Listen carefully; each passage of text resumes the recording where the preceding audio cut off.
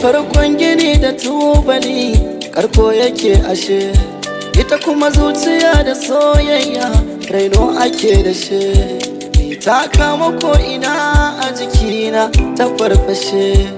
Wannan waka da kuka saurara ta Auta boy waka ce mai matukar zafi da kuma daɗi da kuma kalamai masu ratsa zuciya na soyayya a cikin wannan waka. Kada ka manta idan yau ne farkon ziyartar ka wannan tashar tamu, ka danna mana alamar subscribe, sannan ka danna alamar ƙararrawa domin sanar da kai da zarar mun ɗora sabon bidiyo. Mun gode.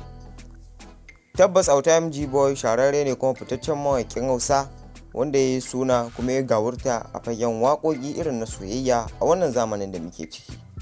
Kuma Auta boy yana da ɗumbin masoya a faɗin duniya, ta yadda masoya suke matuƙar jin daɗin waƙoƙinsa, yanayin yadda yake tsara kalamai, yanayin yadda yake zuba maganganu da ma yanayin kiɗa da duk salo na waƙoƙinsa yana matuƙar burge mutane. To yanzu za mu sako muku wannan waƙa domin ku ji yadda Auta boy ya tsara wannan waƙa kuma ya zuba kalaman soyayya a ciki. Tabbas Auta boy ya riga da ya yi shura kuma ya yi fice kuma ya zama zakaran gwajin dafi a fagen waƙoƙi irin na soyayya a masana'antar Kannywood. Domin kuwa tabbas ya yi fice, hakan ya sa a shekarar 2021 ya zama zakaran gwajin dafi kuma gagara badau, kuma ya zama a zakaran mawaƙa wanda shine ya fi kowa sakin waƙoƙi a shekarar 2021. To yanzu za mu sako muku wannan waka, amma kafin nan idan baka yi mana subscribe ba, ka danna mana alamar subscribe, sannan ka danna alamar ƙararrawa domin sanar da kai da zarar mun ɗora sabon bidiyo.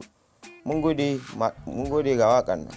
Ina fatan kun ji daɗin wannan waka kuma kun ji daɗin kalaman da Auta boy ya amfani da su wajen tsara wannan waka ta ta soyayya.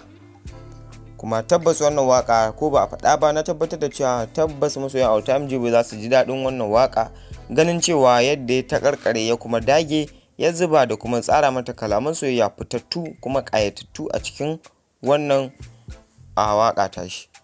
Kuma tabbas Auta boy ya zama dole mu jinjina masa, sannan kuma mu bashi lambar yabo, ganin cewa yadda yake sakin waƙoƙi gadan-gadan kuma yake tsara su, yake matuƙar fitar da su a ƙayace a fite yadda dai masoya za su ji daɗin wannan waƙa tashi. To tabbas ya zama dole masoyan Auta boy su jinjina masa, su kuma ba shi lambar yabo, su kuma yi mai jinjina ta ban girma da wannan gudunmuwa da yake bayarwa wajen farantawa masoyansa na faɗin duniya.